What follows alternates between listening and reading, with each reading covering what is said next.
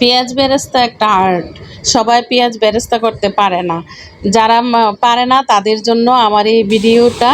তো প্রথমেই আমি তেল গরম করে তার মধ্যে চিকন কুচি কুচি করে পেঁয়াজ কেটে এখানে আমি দিয়ে দিলাম। আর এলাচ, দারচিনি, তেজপাতা দিলাম।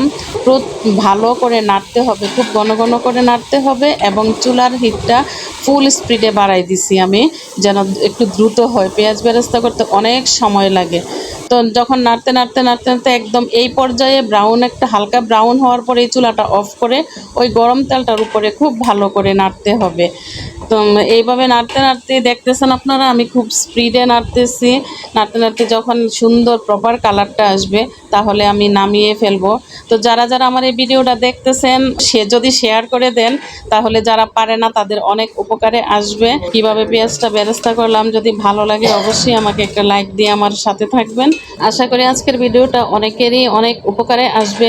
আল্লাহ হাফিজ।